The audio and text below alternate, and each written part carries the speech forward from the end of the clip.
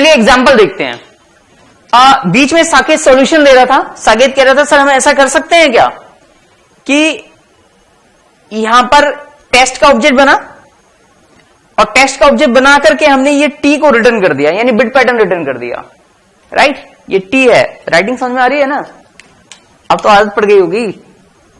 चलिए मैं थोड़ा साफ साफ लिखने की कोशिश करता हूं, रिटर्न टी। ये मेरा सॉल्यूशन नहीं है, ये साकेत का सॉल्यूशन है, ठीक है। और यहां पर कह रहा है कि वॉइड की जगह कर दो टेस्ट। अब क्या होगा कि जब हम इस शो मेथड को कॉल करेंगे तो रिटर्न क्या कर रहा है टी, और रिटर्न टाइप क्या है टेस्ट। तो ये कह रहा है कि टेस्ट टाइप के रेफरेंस वेरिएबल में स्टोर करा लो और t1 डॉट वर्क कॉल कर लो। तो इससे वो सिनेरियो बन जाएगा कि आप कैसे इस ऑब्जेक्ट को इस मेथड के फिनिश होने के बाद कॉल कर पाओगे। मैं आपसे पूछता हूं क्या ये सॉल्यूशन सही है? यस और नो? देखना पड़ेगा तो देखो, मैं आपको 1 मिनट का टाइम दे रहा हूं और देख करके बताओ क्या ये ठीक है। ये तरीका बिल्कुल भी सही नहीं है। रीजन नहीं, क्योंकि टेस्ट क्लास खुद इस मेथड के अंदर है, और अगर इस मेथड के अंदर है तो मैंने बताया था इस टेस्ट क्लास का स्कोप बस यहां से यहीं तक होगा, और इसका ऑब्जेक्ट क्लास डिफाइन होने के बाद बना सकते हैं, उससे पहले इसे पता ही नहीं होगा टेस्ट क्लास है क्या। तो फिर इस मेथड को भी ये नहीं पता होगा कि टेस्ट क्या है, किस टाइप का रिटर्न टाइप है ये, क्योंकि टेस्ट क्लास तो अभी एग्जिस्ट करती नहीं है। प्लस यहां पर भी यही प्रॉब्लम आएगी, क्योंकि इस टेस्ट क्लास का स्कोप बस यहां से यहां तक है, तो उसे ये पता नहीं लग पाएगा कि ये टेस्ट क्लास कहां है, राइट।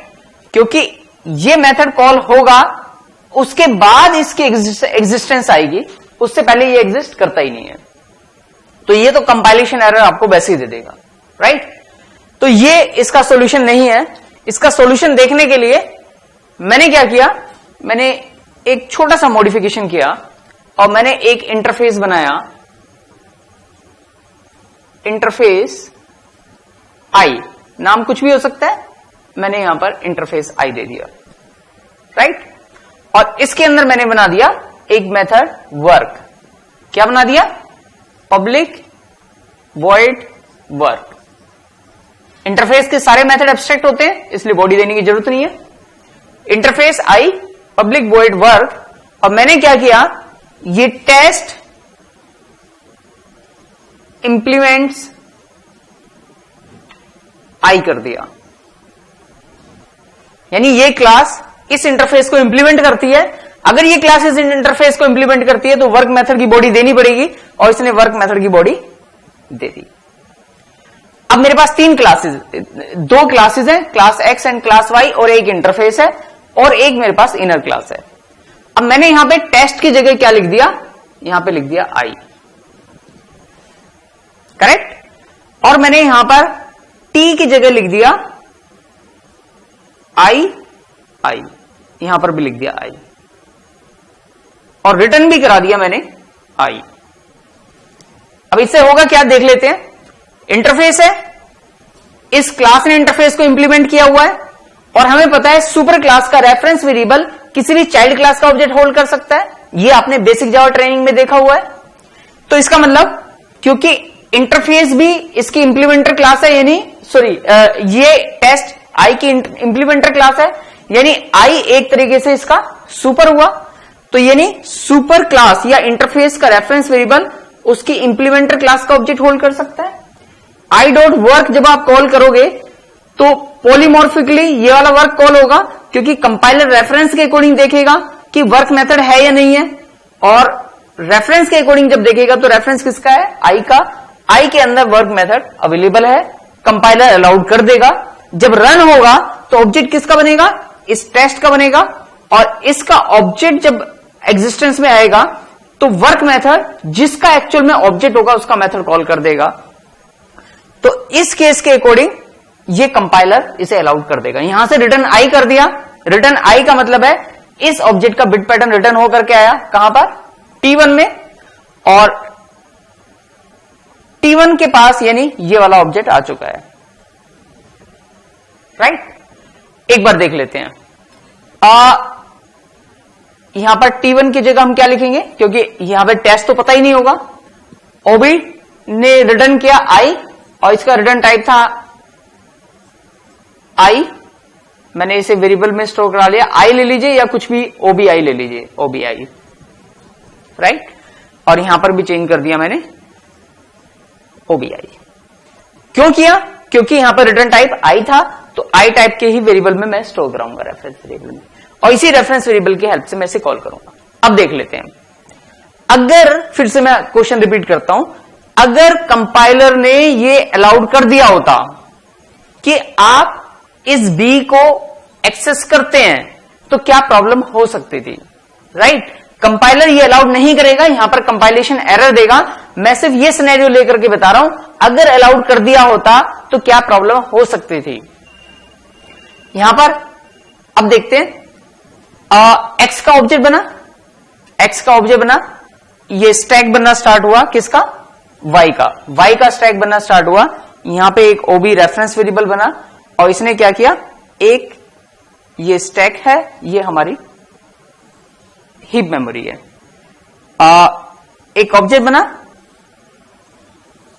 किसका, एक्स टाइप का, इसमें क्या क्या जाएगा, एक इंट ए जाएगा जिसकी वैल्यू है 5, एक शो मेथड जाएगा पब्लिक जो आई टाइप की वैल्यू रिटर्न करता है, शो। मैं पूरा मेथड यहां पर नहीं लिखूंगा, बट ये सारे मेथड की बॉडी यहां पर अवेलेबल होगी। इसका बिट पैटर्न 1001। इसके बाद ओबी का शो मेथड कॉल हुआ, यानी ओबी का शो मेथड कॉल हुआ, यानी ये वाला मेथड कॉल हुआ। जैसे ही मेथड कॉल होगा तो इस मेथड के लिए एक स्टैक बनेगा जहां पे बी की वैल्यू कितनी आई, बी की वैल्यू आई 7, और एक क्लास एग्जिस्टेंस में आई, और इस क्लास का एक ऑब्जेक्ट बना टेस्ट, टेस्ट का ये ऑब्जेक्ट बना, और इसका बिट पैटर्न आकर के किस में स्टोर हो गया, टी में स्टोर हो गया। जबकि अब मैंने नाम कर दिया है आई, तो आई में आकर के स्टोर हुआ। आई का वर्क मेथड कॉल हुआ, अगर यहां पर कॉल किया होता तो हो सकता है प्रिंट कर देता, राइट। रिटर्न हुआ आई, रिटर्न होकर के आई कहां पहुंचा, यहां से रिटर्न हुआ आई ये वाला, क्योंकि आप ये देखिए ये क्लास टेस्ट, टेस्ट का ऑब्जेक्ट बना, और मेथड जैसे ही फिनिश होगा ये आई की वैल्यू रिटर्न कर देगा। तो आई कहां रिटर्न होकर के आएगा, जैसे ही शो मेथड कॉल हुआ आई ओबीआई के पास होगा, यानी इस वाले स्टैक में ओबीआई के पास आ जाएगा इसका बिट पैटर्न जो भी है। मान लीजिए ये 111 है, तो 111 इसके पास आकर के स्टोर हो गया, यानी ये इसे रेफर करना स्टार्ट कर देगा। जबकि जैसे ये मेथड फिनिश होगा ये मेमोरी से डिस्ट्रॉय हो चुके होंगे, लेकिन ये ऑब्जेक्ट अभी भी एग्जिस्टेंस में है जो ओबीआई से एक्सेस हो रहा है। ओबीआई से जब वर्क मेथड कॉल करोगे तो इस समय ये बी कहां से लेकर के आएगा, क्योंकि ये बी तो ऑलरेडी डिस्ट्रॉय हो चुका है, क्योंकि ये तो इस वाले स्टैक का बी था, है ना, जो इस मेथड के लिए स्टैक था उसका बी तो डिस्ट्रॉय हो चुका है। तो किस तरीके से बी को एक्सेस करेगा, राइट। तो इस तरीके का सिनेरियो, इस तरीके के सिनेरियो ना आए, इसलिए ऐसा रूल है कि जो इनर क्लास का मेथड है ये अपना लोकल वेरिएबल एक्सेस कर सकता है, इस क्लास का एक्सेस कर सकता है, आउटर क्लास का भी कर सकता है, क्योंकि ये भी ऑब्जेक्ट हीप में ही होगा। लेकिन लोकल जिस मेथड के अंदर इस क्लास को डिफाइन किया गया उसके लोकल वेरिएबल को एक्सेस नहीं कर सकता, क्योंकि इस तरीके की पॉसिबिलिटीज हो सकती है। थोड़ा सा डिफिकल्ट है, थोड़ा सा कॉम्प्लिकेटेड है, बट आई होप कि आपको क्लियर हुआ होगा, और नहीं हुआ तो आप वीडियो को एक दो बार देखेंगे तो बेटर अंडरस्टैंडिंग आपको हो पाएगी, राइट। All the best.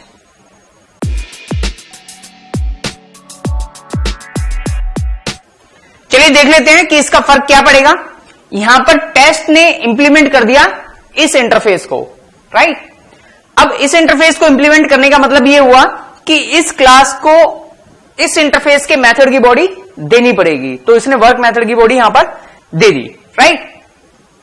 अब हमें पता है कि सुपर क्लास का रेफरेंस वेरिएबल किसी भी चाइल्ड क्लास का ऑब्जेक्ट होल्ड कर सकता है, यह हमने बेसिक जावा ट्रेनिंग में देखा हुआ है। इसी तरीके से हमने यह भी देखा था कि अगर कोई क्लास किसी इंटरफेस को इंप्लीमेंट करती है तो हम इंटरफेस का रेफरेंस वेरिएबल यहां पर ले सकते हैं और ऑब्जेक्ट उसकी इंप्लीमेंटर क्लास का असाइन कर सकते हैं। और जब हम i.work कॉल करेंगे तो कंपाइलर रेफरेंस के अकॉर्डिंग यानी i के अकॉर्डिंग चेक करेगा कि यहां पर वर्क मेथड अवेलेबल है क्या, अवेलेबल है तो कंपाइलर इसे अलाउड कर देगा और रन टाइम पे किसका मेथड कॉल होता है, जिसका एक्चुअल में ऑब्जेक्ट होता है, यानी ये वाला वर्क मेथड कॉल होगा। टास्क को इजी रखने के लिए मैं वर्क मेथड यहां पे कॉल नहीं करा रहा, राइट। मैं क्या कराऊंगा, यहां से बस i की वैल्यू रिटर्न कराऊंगा और वर्क मेथड बाहर कॉल कराऊंगा, राइट। अब इस क्वेश्चन को देख लेते हैं। सबसे पहले क्लास x का ऑब्जेक्ट बना, तो दो तरह की मेमोरी बना लेता हूं मैं, ये मेरी स्टैक मेमोरी और ये मेरी हीप मेमोरी। सबसे पहले x का ऑब्जेक्ट बनने का मतलब है कि मेरे पास एक a आया इसके अंदर जिसकी वैल्यू है 5 और एक पब्लिक i शो मेथड जो i टाइप की वैल्यू रिटर्न करेगा। इसके अंदर का कोड यही वाला है, मैं यहां पर नहीं लिखूंगा, राइट। और दैट्स इट। इसका बिट पैटर्न मैं इसे थोड़ा सा और छोटा कर देता हूं।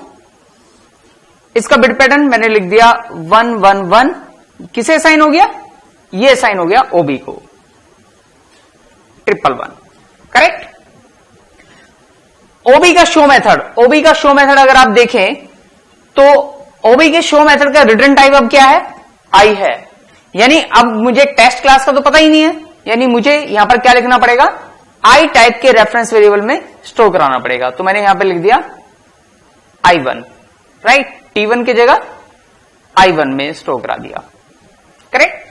कि जो भी ये वैल्यू रिटर्न करेगा, ये क्या रिटर्न करेगा, ये आई इंटरफेस टाइप की वैल्यू रिटर्न कर रहा है, तो इंटरफेस टाइप के रेफरेंस वेरिएबल में मैंने इसे स्टोर करा दिया।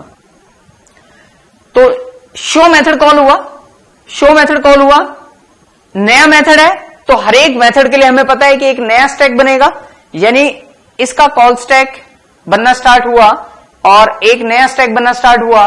इंट बी यहां पर गया, बी इक्वल टू कितना 7 और एक क्लास एग्जिस्टेंस में आई। इस क्लास के एग्जिस्टेंस में आने के बाद एक ऑब्जेक्ट बना। अब बताइए ऑब्जेक्ट कहां बनेगा, ये भी स्टैक मेमोरी है, ये भी स्टैक मेमोरी है, बट ऑब्जेक्ट कहां बनते हैं, हमेशा ऑब्जेक्ट बनते हैं हीप में। यानी हीप मेमोरी में एक ऑब्जेक्ट बना, किस टाइप का, टेस्ट टाइप का। टेस्ट में क्या किया था, एक c इक्वल टू 8 था और एक वर्क मेथड था पब्लिक वॉइड वर्क, जिसके अंदर इंट d इक्वल टू 9 था, जो मैं नहीं लिख रहा अभी यहां पर, और SOP सीधा b लिखता हूं, SOP b। इसका बिट पैटर्न 1001 किसे असाइन होगा, i को असाइन होगा, तो ये असाइन हो गया कहां पर, इस वाले स्टैक में, क्योंकि इस मेथड का स्टैक यही वाला है। यहीं पर b इक्वल टू 7 बना और यहीं पर क्या बनेगा, ये i रेफरेंस वेरिएबल बनेगा जिसके अंदर चला गया 1001। यहां से यहां तक ये क्लास थी, राइट। अब यहां से क्या कर दिया, रिटर्न आई कर दिया। रिटर्न आई होने का मतलब है हमें पता है ये वाली वैल्यू रिटर्न होकर के आएगी। कहां पर रिटर्न होकर के आई, ये शो मेथड की जब कॉल किया तो इसके पास आई की वैल्यू रिटर्न होकर के आई और किस में स्टोर हो गई, I1 में। ये I1 कहां बनेगा, ये इस वाले स्टैक में बनेगा जहां पर मेन मेथड है।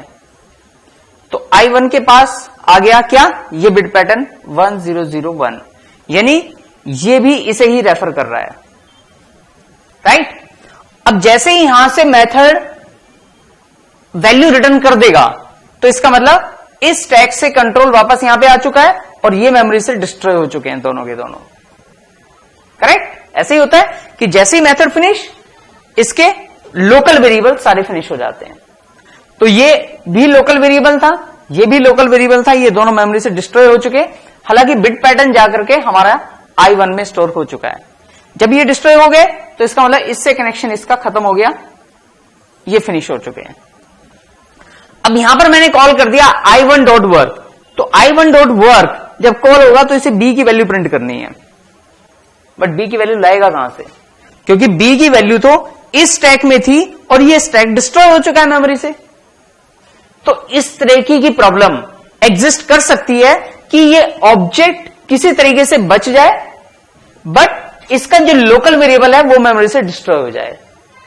इसलिए ऐसा रूल है कि लोकल वेरिएबल को ये इनर क्लास एक्सेस नहीं कर सकती। इस वेरिएबल को एक्सेस कर सकती है, क्यों? क्योंकि ये दोनों ही ऑब्जेक्ट हीप मेमोरी में है और एक स्पेशल रिलेशनशिप शेयर करते हैं, क्योंकि ये इसकी इनर क्लास ही है, तो इसके किसी भी मेंबर को ये एक्सेस कर पाएगा। Getting the point? तो इसलिए ये रूल है कि किसी भी लोकल वेरिएबल को, कौन से लोकल वेरिएबल को? उस लोकल वेरिएबल को जिस मेथड के अंदर इस क्लास को डिफाइन किया गया है, उस मेथड के लोकल वेरिएबल को ये क्लास यूज नहीं कर पाएगी। आई होप कि आपको क्लियर हुआ होगा।